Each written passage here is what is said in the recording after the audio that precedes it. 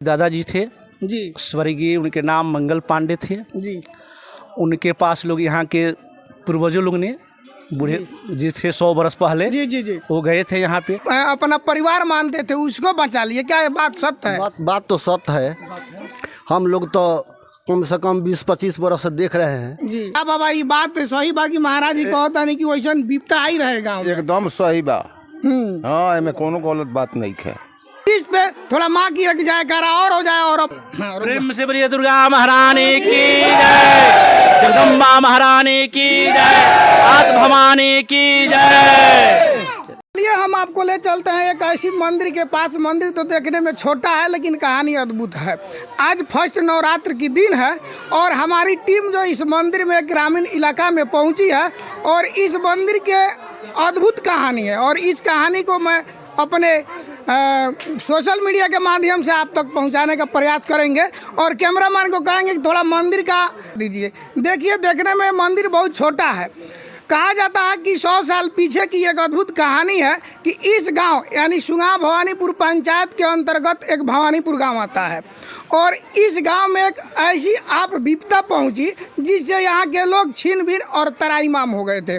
उस समय इसी बगल में मसवास पंचायत है और मसवास पंचायत के निवासी ब्राह्मण देवता लोग जो थे यहाँ के उपरेहित थे। उन्होंने इस चीज़ को सुना और अपने दिल में विचार करके यहाँ तक पहुँचे और जब यहाँ तक पहुँचे तो यहाँ की स्थिति भयावह थी। अगल बगल के लोग यहाँ नहीं आते थे, देख करके डर जाते थे। उस समय जैसे कहा जाता है कि डायरिया जो लोग कहते हैं वो रोग का शिकार यहाँ के लोग हो गए थे। लेकिन जब वहाँ के ब्राह्मण देवता यहाँ पर पहुँचे तो देखे कि एक तो हमारा परिवार है, अगर आज हमारा परिवार बिखर जाता है तो मैं कहीं के लायक नहीं रहूँगा। और उन्हीं के घर से उनके पोता जी भी हैं, यहाँ के पुजेरू हैं जो कि हर साल की भांति इस साल भी पूजा करा रहे हैं, हर साल भी पूजा कराते हैं। तो उनसे भी इस मंदिर का रहस्य हम जानेंगे और आप तक पहुंचाने का प्रयास करेंगे। और सबसे पहले मैं चाहूँगा कि यहाँ की भक्तों लोगों से कि एक बार माँ के नाम पर एक जयकारा लग जाए, दुर्गा माता की।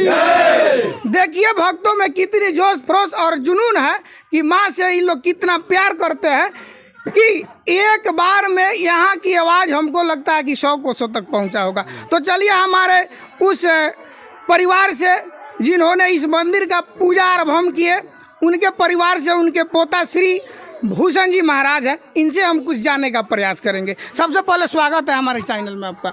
सोशल मीडिया के स्वागत है, धन्यवाद है। अच्छा देवता, यहाँ मैंने सुना जाता है कि 100 साल पहले इस गांव में एक बहुत भारी विपदा आई थी।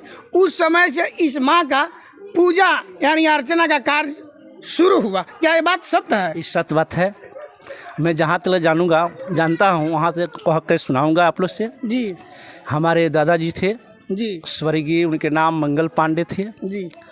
उनके पास लोग यहाँ के पूर्वजों लोग ने बूढ़े जी थे 100 बरस पहले जी जी जी। वो गए थे यहाँ पे।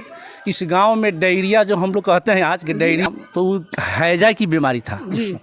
तो वहाँ इस गांव में इतने लोग ने मरे गए कि फूकने की सुलह समय नहीं मिलता, असमर्थ हो जाए थे, इसलिए वहाँ पर लाश फेंक दिए थे।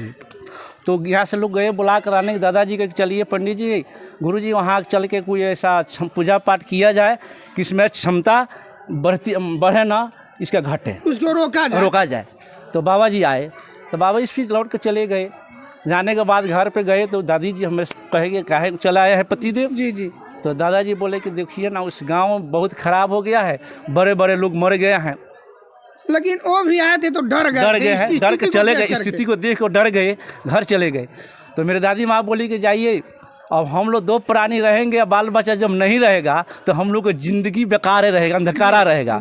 इसलिए जिस तरह रोशनी न रहे तो घर बना हुआ मकान उधारा रहता है, उसी तरह जब वंश नहीं रहेगा, बाल बच्चा नहीं रहेगा तो जीवन उधारा रहेगा। लेकिन वो अपने परिवार से बढ़ के मानते थे यहाँ के लोगों को। तो हमारे गांव को, हमारे बाल बच्चों को जाइए बचाइए। तो वो फिर आ गए। आते समय माँ के दरबार में ढुके। इसमें पूर्वजों लोग थे जी, कुछ लोग का नाम जानते, कुछ लोग का नाम नहीं जानते हैं। बाबूजी कहे हमारे जी। तो उसमें जनई काका थे जी, कारी बाबा थे, जी भवन टका थे, ऐसे ऐसे लोग कुछ लोग थे सहयोगी, जी ये लोग बुला कर लाए। तो यहाँ पर बोले कि को बैठेगा पूजा पर ना, तो बोले कि दादाजी बोले कि किसको बैठाया जाए। तो एक भवन जो श्रवण मिस्त्री हैं, जी इनके चाचा जी थे, जी तो उन चाचा जी थे तो उनका एक ही पुत्र रहा जी, जो बैठ गए पूजा पर, यानी कि यहाँ के जो पूजा का जो कार्य होता है कराने के लिए। हाँ, जो बैठ गए तो बाबा जी भी आ गए। बाबा जी पूजा कराने लगे मंदिर में, मंदिर से कहीं नहीं जाते थे, नहीं क्रिया कलाप करके नहा धोआ के फिर मंदिर में डूब जाते, फिर पाठ शुरू कर दे। जो 5वां दिन हुआ, यही माँ भगवती मैंने भवानी बोली कि तू आप चले जाओ यहाँ से, हट जा, तू मेरे अथी को क्यों रोक रहा है, जी रास्ता को तू जाम क्यों करा, हटो, तुमको मार दूंगा। लेकिन स्पष्ट कहा जाए तो उस समय माँ का ही प्रकोप था। हाँ था। तो ये बोले कि हमारे दादाजी बोले कि हे माँ, मारना है तो मुझको मार दो, जी वो मंजूर है, मेरे बच्चों को छोड़ दो, मेरे समाज को छोड़ दो। जी तो माँ बोलते कहीं कि नहीं हट जाओ, तो नहीं हटेगा, तो रह गए। तो 7वीं के तिथि जो रहा दिन, वो आ जाता है 7वीं यानी 7 तिथि, रोज बीतने के बाद, और 7वां दिन है। जी ब्रह्म बाबा के दक्षिण बगल और भंडार कोन पर खूब बड़ा सा एगो दाढ़ा गिरा। जी तो दाढ़ा गिर जाने के बाद उस दाढ़े में से आज पानी छोड़ता है, दूसरा पानी नहीं छोड़ा, ब्लड जैसा पानी टप टप चू रहा था वहाँ पे। जी ब्रह्म बाबा अपने बाह दे दिए। और उसके बाद यहाँ आए तो अष्टमी के रात्रि में बाबा जी को मेरे मुंह में माँ, यही माँ ने मार दी। यानी एक अंग उन्होंने हाँ, ले उनका ली भी- कहा जाए तो। जी जी, उनको अंग मार दिए। तो इसको क्या हुआ कि फालिस हम लोग कहते हैं, हाँ, ऐसे हो पैरालिसिस। गया, मुँह टेढ़ हो गया, पैरालिसिस हो गया। इसके बाद वहाँ पूजा पाठ हुआ, हवन हुआ, गांव रुक गया, जी। तब से बीमारी बंद है। इस पूजा कब से शुरुआत है, ये हमारे बाबा जी थे तब से है। अभी अगल बगल में कहीं पूजा नहीं हो रहा था, उस समय उसी यहाँ समय पे से चालू हुआ। अब यहाँ से हमारे बाबूजी कहते थे कि 14 रुपया 15 रुपया का दक्षिणा मिला, तब से हमारे दादाजी करा रहे हैं। अच्छा चलिए, इनके पूर्वज जो थे बहुत अपने बहुत भारी बलि उन्होंने दे करके इस गांव को उन्होंने बचाया। और यहीं के भक्त श्री रामाशीष यादव जी हैं, इनसे हम कुछ जानेंगे। क्या भगत जी बात सत्य है जो महाराज जी अभी बता रहे हैं? हाँ, सब बात सच है। वो विपता मैंने उस समय आया था यहाँ पे। हाँ हाँ, आया है।